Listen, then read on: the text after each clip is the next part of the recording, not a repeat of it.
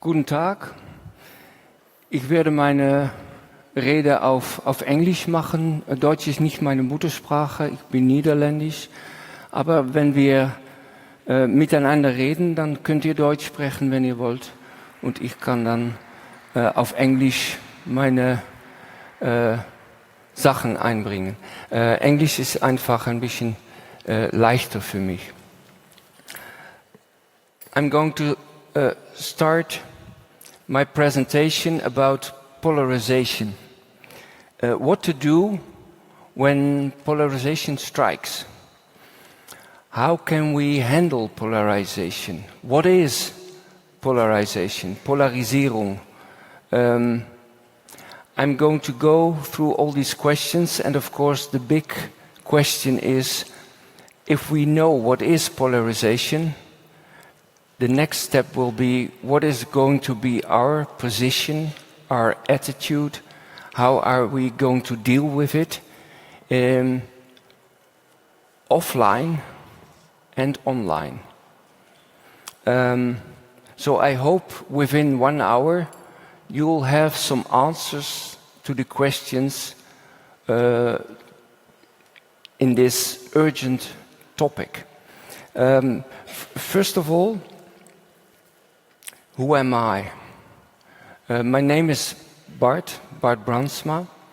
I've been working on polarization for 20 years now. And I want to tell you how I started. 20 years ago, I worked as a journalist, I worked as a philosopher, and 20 years ago, I lived in Amsterdam. And in the city of Amsterdam, I felt a division. It was in the years 2000, 2005, and the division at that moment I felt very strongly was there are Muslims and so-called non-Muslims. 2001, 9/11 happened. And in my city, Amsterdam, there was the killing of a famous filmmaker, 2004. And all of a sudden, the climate changed. All of a sudden, I had become a non-Muslim. And I felt I didn't do anything. How come that my identity changed because of the things that happened over there in New York? At that moment, I felt for the very first time the dynamic of polarization. I didn't know that. The dynamic of polarization is that something happens to your identity because of things that other people do. Something in New York happens and I had become a non-Muslim. It's strange to think in two types of people, Muslims, non-Muslims. So I felt, what is this dynamic? I want to do something about this. I don't want to be simply the one who follows. I want to be on the top of the issue. I want to know what is polarization, what is polarization strategy. Think of that concept, polarization strategy, or maybe depolarization strategy. If we have that, we can do something. So in the year 2005, I started my journey. I wanted to find out what is polarization and what is polarization strategy. Already in 2005, if you wanted to find something out, what did you do? Google. So I Googled on polarization strategy, polarization management. No hits. There were a lot of hits on conflict management, conflict strategy, conflict styles. But listen, people, conflict is not the same as polarization. It's different. And when I found out there is no such thing as polarization strategy, I decided to start. I wanted to develop polarization strategy. So what did I do? I went to Northern Ireland. 30 years of experience between Catholics and Protestants, the Troubles. And I started to travel. I went to Eastern Congo, where they have the heaviest consequences of polarization, civil war, violence. I trained in Lebanon. I went to Cambodia. All the places where we can learn how polarization works. What is the mechanism, the dynamic? After a while, I felt comfortable to start training polarization strategy. I trained this with mayors, ministers, teachers, journalists, all the people that have professions you could call neutral professionals, people who are in the middle when the society divides. So a long introduction. It started with my own quest, 2005, and today people refer to me as a polarization expert. So what you see here is a polarization expert. I can't help it. This is how it came about. And I'm going to share with you the results of 20 years of working in daily practice. The things I'm going to present are not from the books. It's from daily knowledge. A long introduction. Let me tell you, I do this a little bit to impress you. But the most important message here is this is not science. This is daily work with professionals to find out what can we do in this very urgent question. How can we today serve democracy? And if we want to serve democracy, we need polarization strategy. Offline, I'm an expert in offline, but I want today share the floor with you to see how we can serve democracy online. I'm going to start. 3 basic laws. If we want to understand polarization, we need to know these 3 basic laws. The first one, polarization is not the same as a conflict. Conflicts, they have a place, a time, problem owners. That's how you recognize a conflict. I'll give you an example. Remember in 2020 the killing of George Floyd. We've all seen that. It has a place, a time, and problem owners. Minneapolis place, 25th of May 2020, the time. The problem owners, bit strange to say it like this, of course George Floyd, Derek Chauvin, the police officer, group of bystanders who filmed it, and then maybe the mayor of Minneapolis. So a conflict is contained, okay? You can be at the place of a conflict. That's not the case for polarization. Polarization, us-them thinking, has no time, no place to go to. I want to go to the polarization. It's not possible. It's in our heads. Polarization is different. Conflict has place, time, problem owners. This is polarization. Us-them thinking. It's in our heads. So if we follow this example,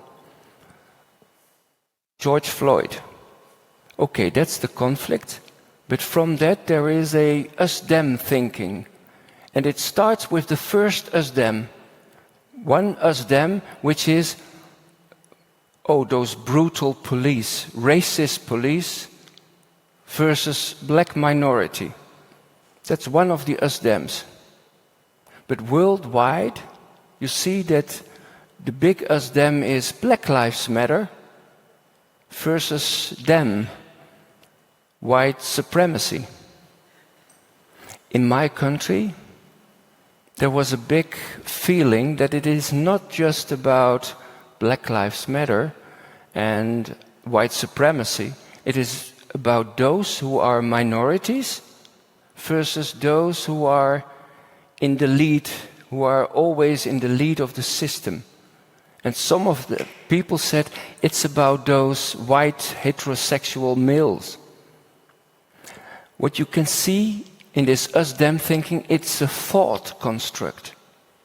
A thought construct. And what I do when I work with professionals, I always try to find out what is the conflict, what is the thought construct. And with one conflict, one can see many us-thems. And we need, as professionals, we need to distinguish what is the us-them that is really important and which can be ignored. I'll give another example. I think here in Germany, you also have this tension about agriculture and farmers who have certain goals and economies, and others who want our food to be changed and our sustainability to be kept. There sometimes are demonstrations. That's the conflict. And you see these large trucks from the farmers and they demonstrate even in Brussels. That is the conflict, but on top of that we see countryside, the city. Or maybe even woke people versus traditionalists. Us-them thinking is always about language. It is about the words that we use. It is about communication.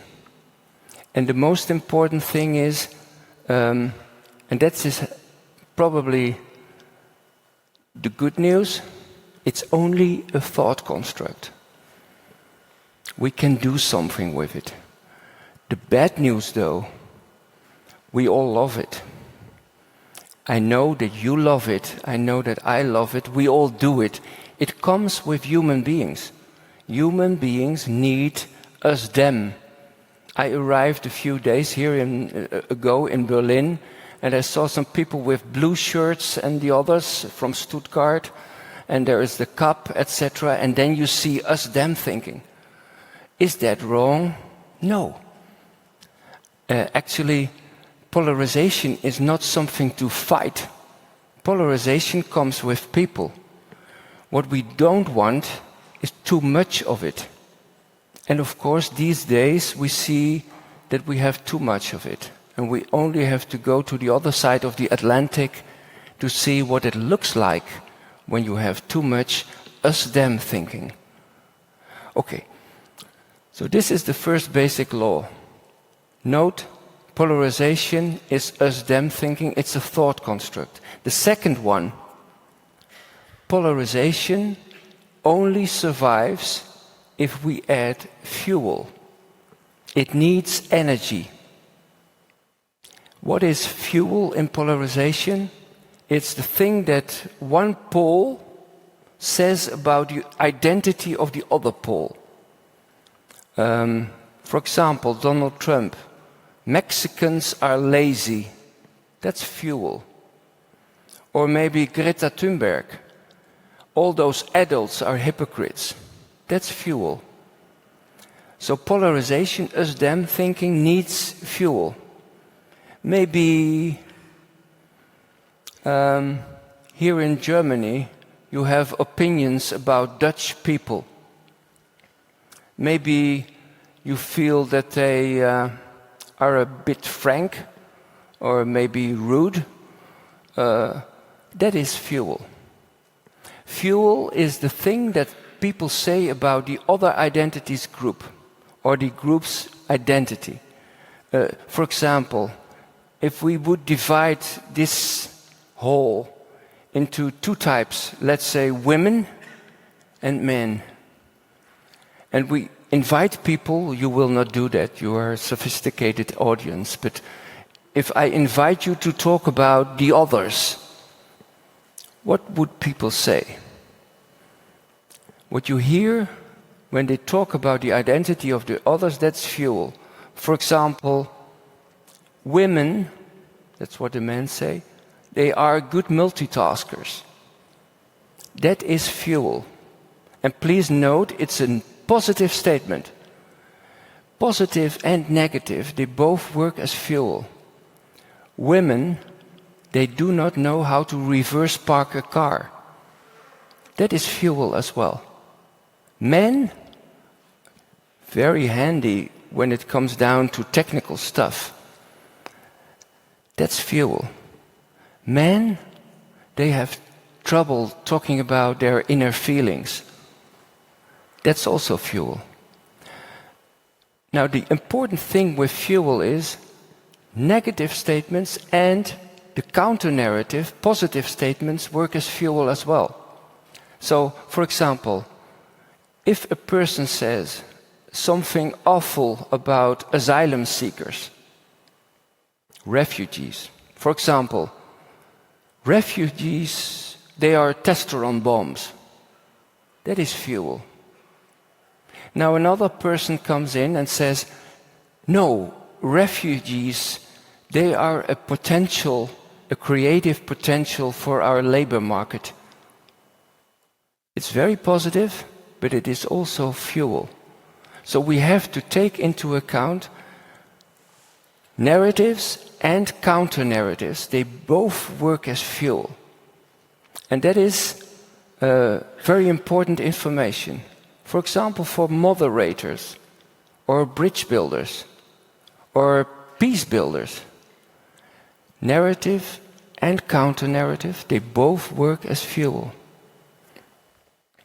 This, by the way, this second basic law, fuel, is a large deal of the explanation why we have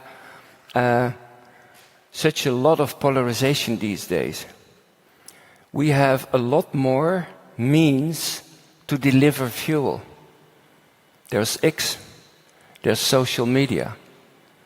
In history, every time when we have new media, you see a rise of polarization. Book print was excellent to start with this polarization, Catholics, Reformation. The radio, excellent in the 30s to reach out to the German households. It was used to deliver fuel. And today we live again with new media. And the first thing you see, an explosion of fuel and, let's say, in a way, people not knowing what to do to counteract on this new dimension. So that's the second law. The first one, polarization is a thought construct. The second law, polarization needs fuel. And now the third one, the third basic law. Polarization is not about the head. It's about the belly. Rationality gets lost in polarization. Very often, people who did well in school and studied, they feel, I want to find the right arguments to fight polarization. I want to find the right data. I need to come up with evidence. No. If it is polarization, it is not about the head, it is about something that is alive here. Polarization talks to our gut feeling. And if we want to do something about polarization, we need to work on that level. Don't think that we will manage just by arguments. We need to work on the gut feeling level. This is, of course, the most difficult one for the people I train with. I train with ministers. I train with journalists, mayors, and they all want to come up with rational answers, but they don't work. Let me give one example. I was in Cambodia last year, and there was a lady who told me, I know what this is about. This gut feeling dynamic of us-them thinking. She didn't live in the days of Pol Pot, the massacres, the killing. She didn't live in those days. She had no active memory, but her father and grandfather told her about the others. And she felt that if she changes her mind, it is betrayal to her parents. This is what polarization is about. It is about betrayal, it is about family ties, it is about instinct. So we need to find answers to this instinct dynamic. One last example to let's say, illustrate this. Me, Bart, I am afraid of this animal. I am afraid of rats. If there is a rat in this room, I'll go off stage and I'll leave you to the rat. And then someone comes up and tells me, Bart, let me reassure you, a rat is just a big mouse. It doesn't help. So rationality doesn't help if polarization is in the game. Now these three basic laws are crucial for me, and I'll tell you why, because I'm going to map polarization. Thought construct, fuel, gut feeling. And now that I'm going to map, I will give you 5 roles. So if you want to understand polarization, people play roles. You play a role in polarization. And the first one is the role of the pusher. Okay? Now the 2 red dots, they are the poles. And on the pole you will find one specific role, which is the role of the pusher. Now what do pushers do? Pushers have a very simple task. They deliver fuel. Okay? Pushers like monologue. Donald Trump, Uber pusher. Mexicans are lazy. Chinese steal our jobs. Europeans are socialists, etc. Now, Greta Thunberg, yes, she is a pusher as well. Activists are pushers. Extinction Rebellion, they are pushers. Because they want to shake up like Donald Trump wants to shake up. Pushers deliver fuel. Now, we can think of German examples. I'm sure you have your ideas. I think when I look to France, Marine Le Pen, and probably here in Germany, Alice Weidel, pushers have a very simple task, and one-liners that are the shortest work the best. Okay? So those are the pushers. And now I come to a very crucial question. When in your life have you been a pusher? Have you ever been a pusher? If you say no, I will say, hey, isn't there a thing that you care so much about that you want to become that pusher? So if you want to change things in society, you may need to be a pusher. Of course, there are the ugly types of pusher, and you don't want to be the ugly type. But let's face it, we need pushers. Nelson Mandela, he was a pusher. Many people have been pushers in their lives, and hopefully they play one of the other roles as well.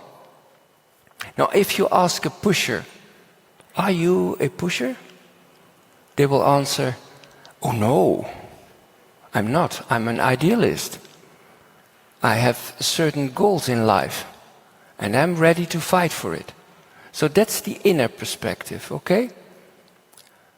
Well, this is the first role, and I'll give you the second one. Joiners. So this is the tension field, the red dots. There are pushers, the most extreme, but the others, they are the joiners. Now, what do joiners do in polarization? They say, I do not fully agree with the pusher, but I think he has a point. That's exactly what joiners will say. And by saying this, they claim that they have a bit more of rationality and they have a bit more of capability to listen. Pushers are monologue people. Joiners like discussion. The second type. Third one. The silent. Now the silent is interesting.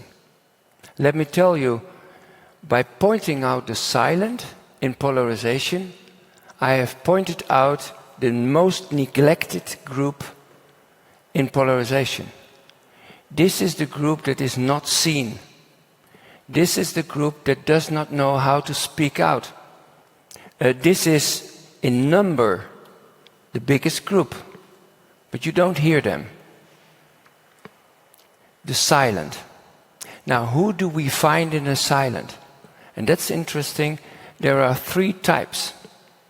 First of all, the first type we find in the silent, indifferent people.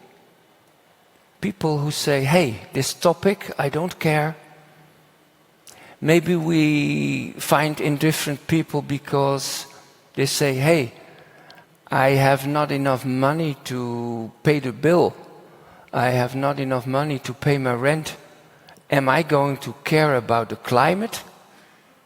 So some people are indifferent. Others are very engaged and they decide not to be on one of the poles, but they feel the handicap of being in the silent. So engaged people, indifferent people, and the third, professional neutrals.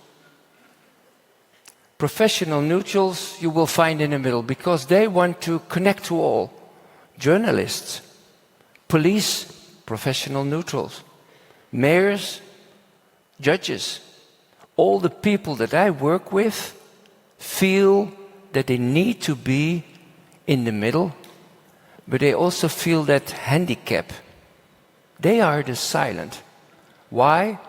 Well, I try to point that out by making this dotted line. This dotted line in the middle that goes two ways is the visibility line.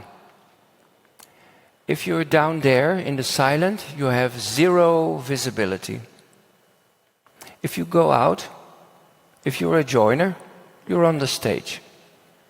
You get your visibility, and pushers, they know where to find the spotlight.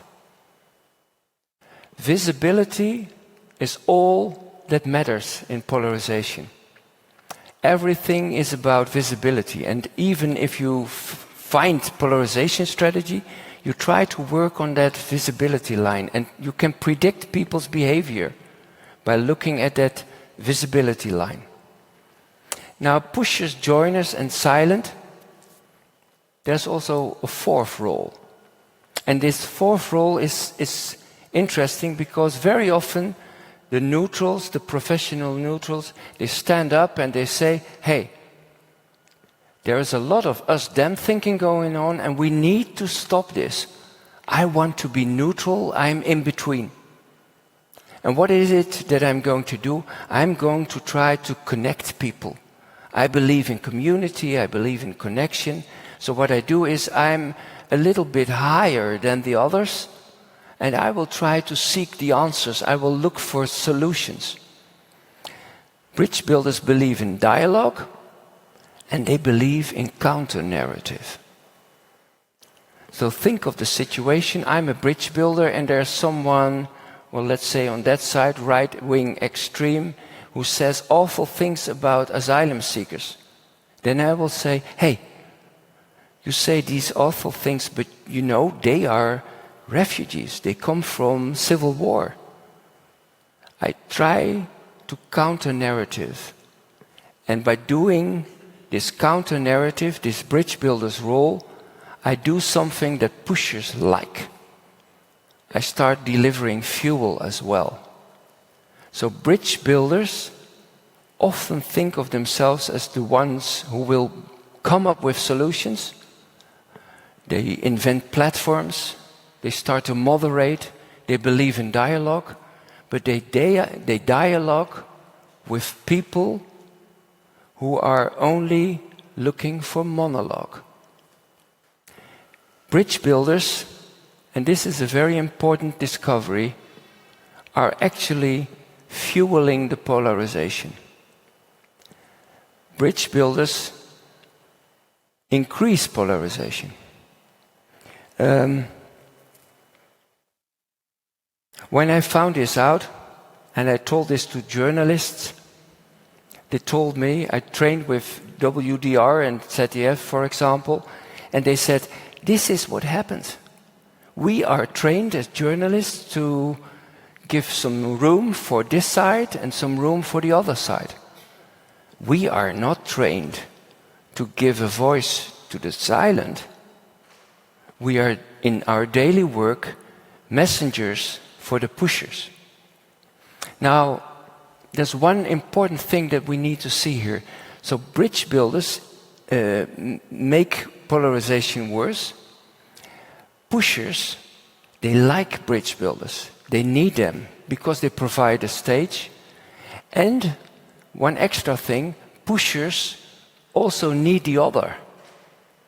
Think of the situation in polarization where one pusher says, hey, I've been listening to the other side and I feel that maybe they are right. That will be the end of polarization. Pushers never target the other side. What is the goal? What is the group to be targeted by the pushers?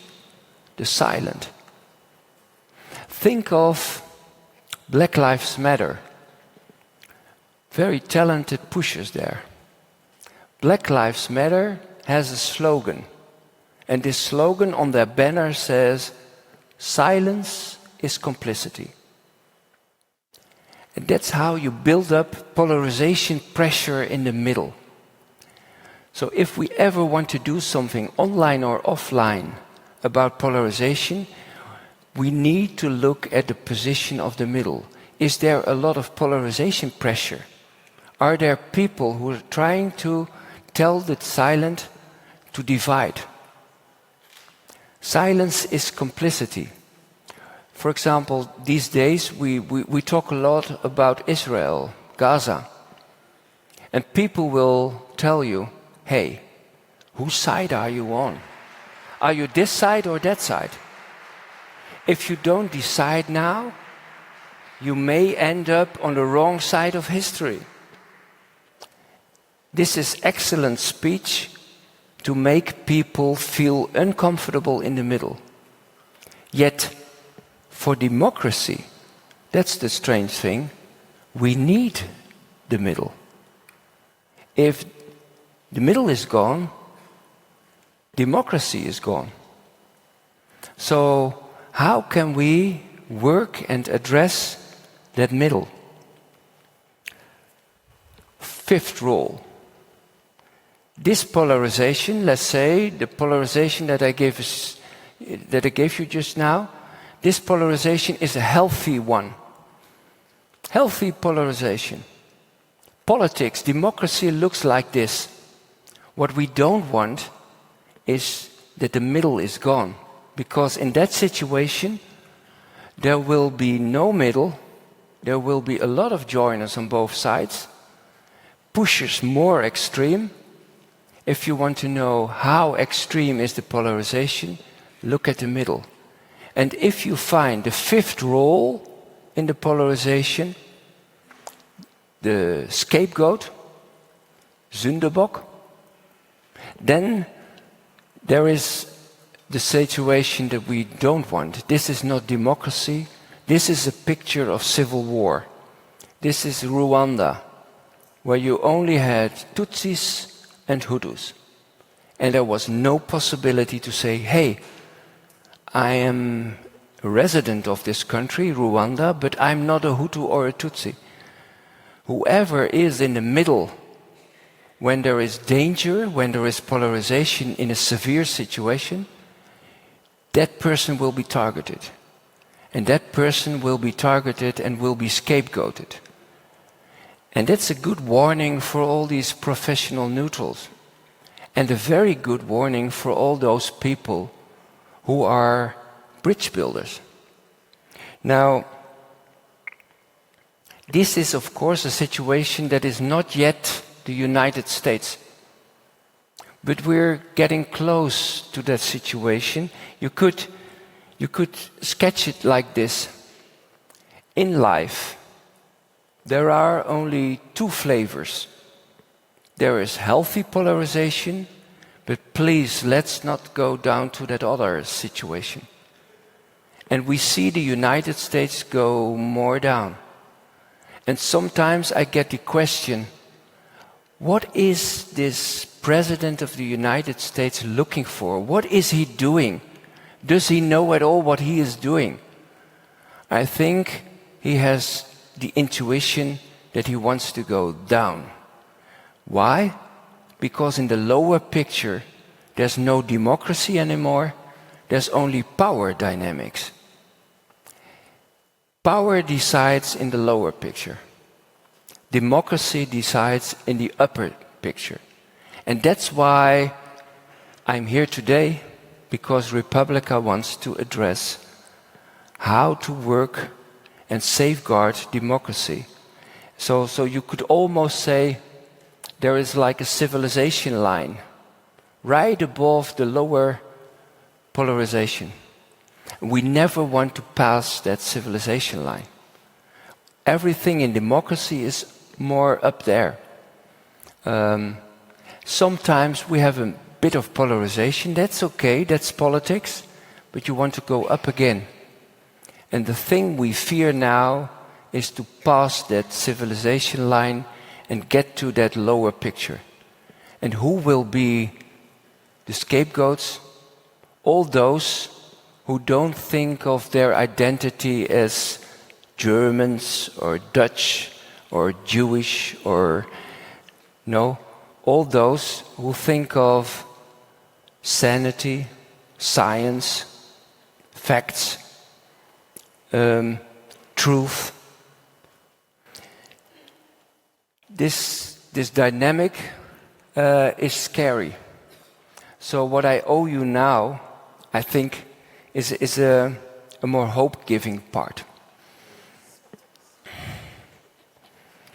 What to do when polarization strikes? Strategy.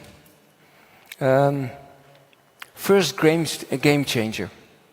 If you don't want to end up down there in that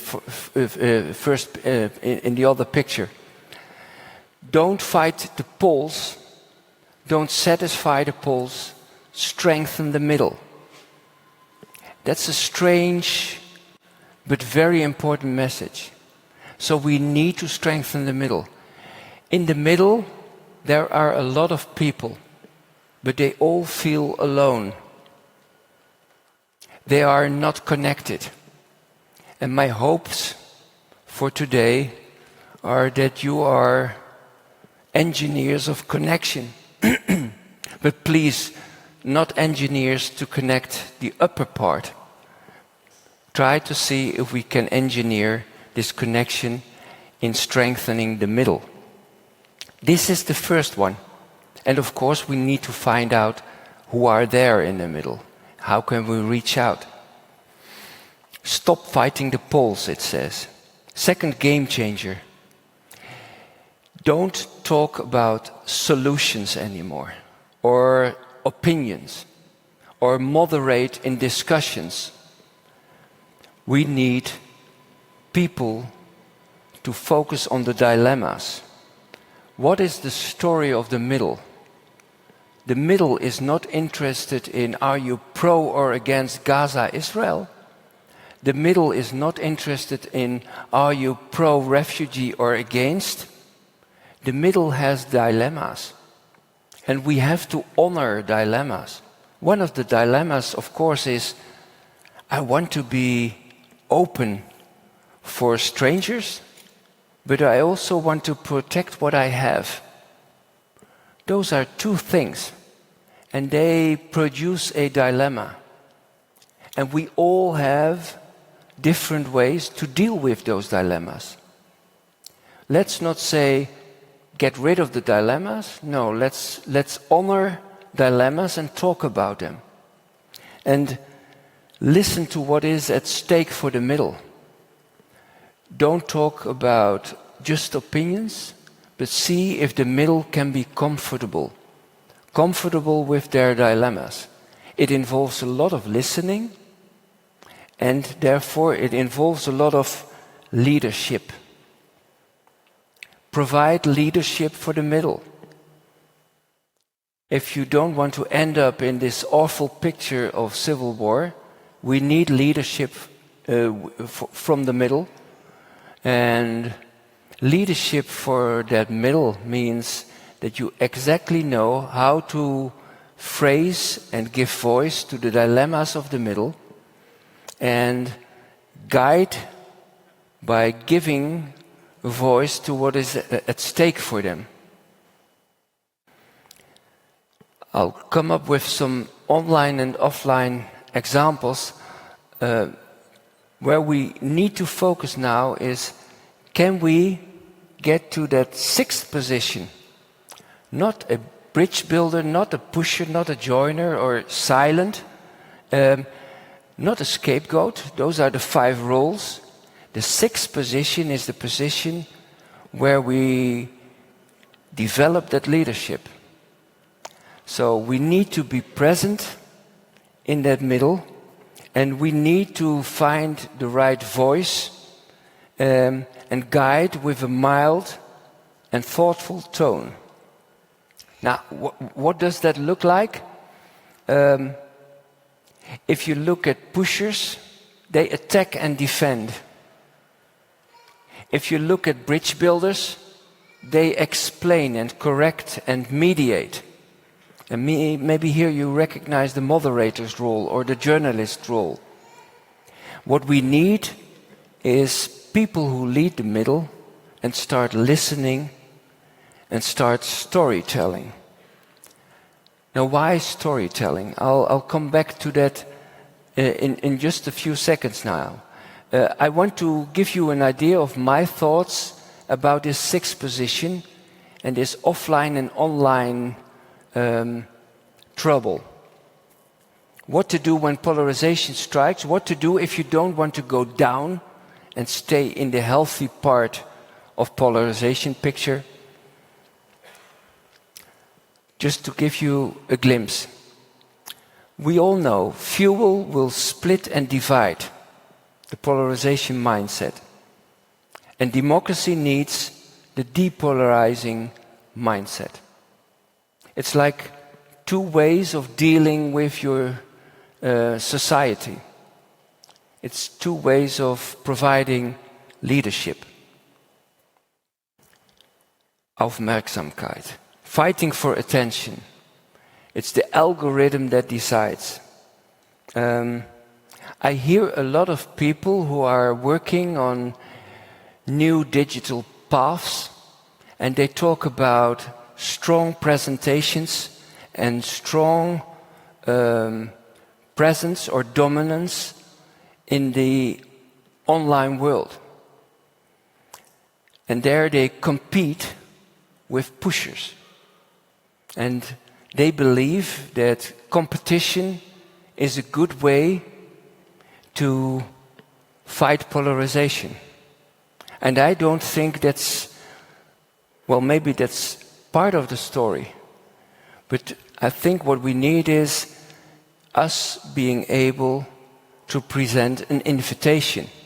Invite people to get to a place where it is safe and hopeful.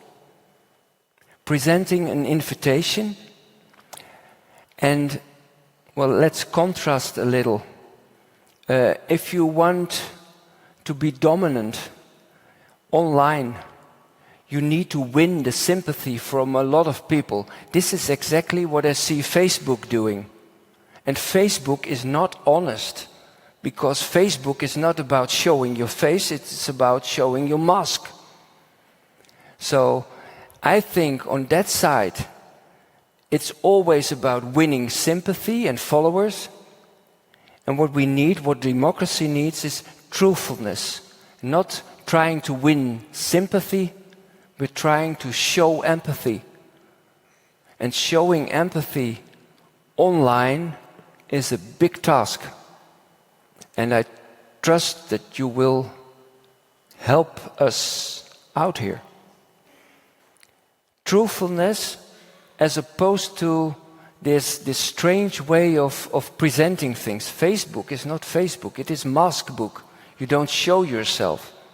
And one of the things I heard about this app.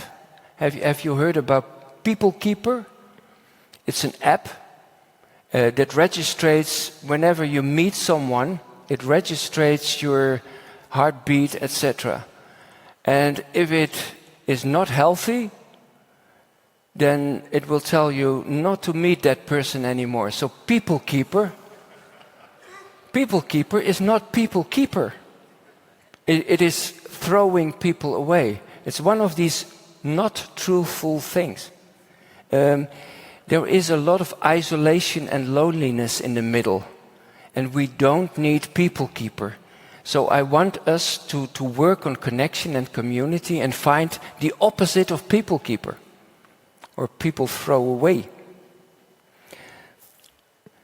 Now this is a key question. A lot of people believe in AI, in data, analytical skills, and bringing more knowledge. And I think that will fuel polarization. Knowledge, data, it will fuel the polarization dynamic. What we need is not knowledge. What we need is such a thing we call wisdom, storytelling, imaginative skills. I do not know if there are artists here or authors or writers or good storytellers. We need good storytelling in order to bring truth. A lot of people are worried about truth these days. But I'm not very sure what they mean when they give us this word truth. Do they mean truth? Or do they say knowledge? Knowledge is data. Knowledge is information. What we need is a story. I once did a lecture. After this lecture, my story, a lady came up to me and said, "I want to thank you for the information." That's killing. It's what we need is sharing stories, not knowledge, not information. So I'm highly afraid about artificial intelligence, and I know it is part of what we need to develop in a healthy way, but bringing truth will always be the product of humans. So democracy needs that part as well. The other part, yes, maybe for 50%, but we need the other one as well. And we need not just platforms and moderators, but places to refill and honor our values. Places to refill. One lady told me, she is Jewish, told me, "Bart, I'm living in your model these days. After the 7th of October, my family in Israel tells me to decide. But my sister, she is pro-Gaza, and she tells me to decide. And she told me, you know, for people on the polls it's very easy, because they have a timeline, and that timeline every time tells them that they are right. And my sister, she has her companions, and they tell her she is right. But I am in the middle, and I want to stay in the middle. But where do I find the energy? There are no places where I can refill. And if I go on the internet, I have to go through a lot of rubbish and maybe find one single sparkle of hope. So what we need, if we want to preserve democracy, is spaces to refill and honor our values. We all know that there is a tension between wizards and prophets. Wizards are the ones who say, hey, techniques will come up with a solution. Let's work on the solutions. And I highly think of wizards, and we need them. But I hope they can combine and work with prophets as well. Prophets are on the other side. And they want to emphasize that we need to work on experience, encounter, places to refill. So one says we need to do more online, and the other says we need to preserve this more offline area. Let's have them both, okay? But think of the prophets as well. The last one.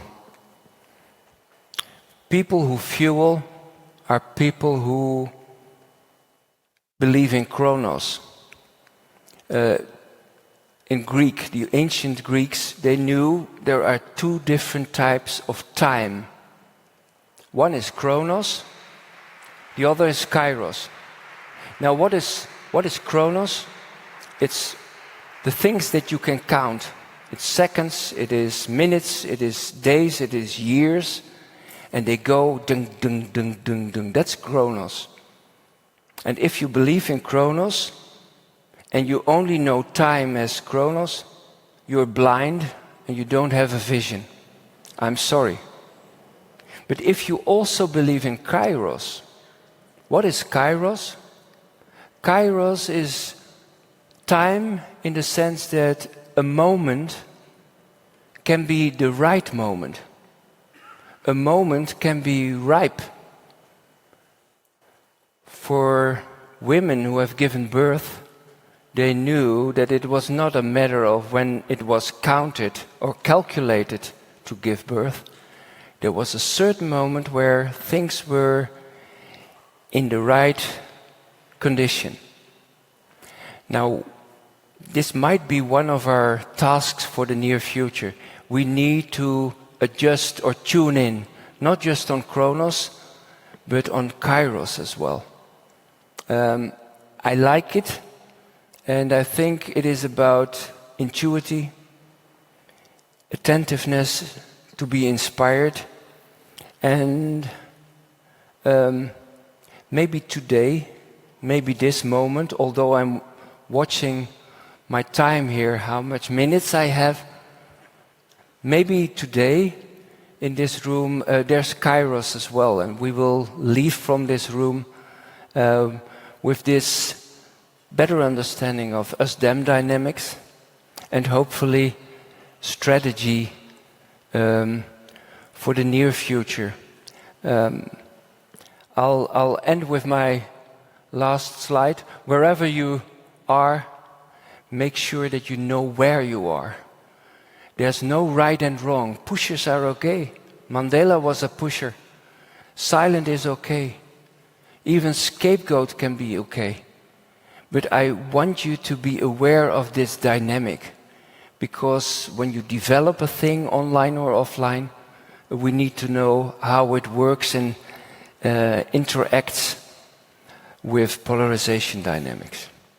So if you want more, go to my website. There will be podcasts available, animations, books, or whatever you need.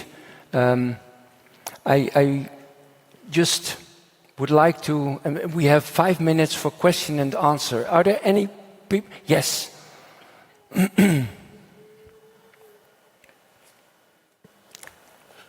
Thank you, Bart. One precision and maybe one tool that will go on your side. There is a third type of time in ancient Greek. It's ion, which is the long run. And this is probably the use for democracy. My tool that could help us is our identity is not a given thing. It is also a strategy. I am French, Croatian. I'm a teacher. I am from France. I'm a middle-aged white man, probably from a Catholic culture. But who I am in all these, I am all these layers, and my identity depends on who I am talking to. Thank you. This ion and Iona we will talk about later on. Yes, we are many layers, but the brutal thing about polarization is that we are only allowed to be this or that. So I think it's one of the answers. But if the group dynamic in a society is too big, it will spoil the game, and then we are limited to only being men or women, Muslim, non-Muslim, Republican, Democrat, etc. Thank you. Is there any? Yes, there's a lady, if I'm correct. One last question. One last question. Yes, I have. So, can you give the mic? Where's my? Yes. Hello, thank you. You asked the question already, but you didn't answer it. How do we find the silence? How do we recognize them? How do we get to them, especially as journalists, for example? Right. What I do in the strategy for journalists, but also for mayors and municipalities, I'm looking for informal leaders. And this I tested with the police as well. Informal leaders. Why? They don't have people behind them. So sometimes we think we need to listen to the voice of the middle by detecting who are the influencers. Influencers are not the one that will guide us to the heart of the middle. So I'm always looking for informal leaders. For example, in the neighborhood, it can be 1 or 2 mothers, the lady from the library, and 2 shopkeepers. And they are the ones who can represent more or less, but it's a selection, it's a recruitment strategy. And I do a lot of trainings. I can invite you to come to one of those. And there we exactly point out to this very practical question. How do we get to the silent middle? Yes. Okay. Thank you very much. Good. Bart Brandsma. This is your applause. Thank you.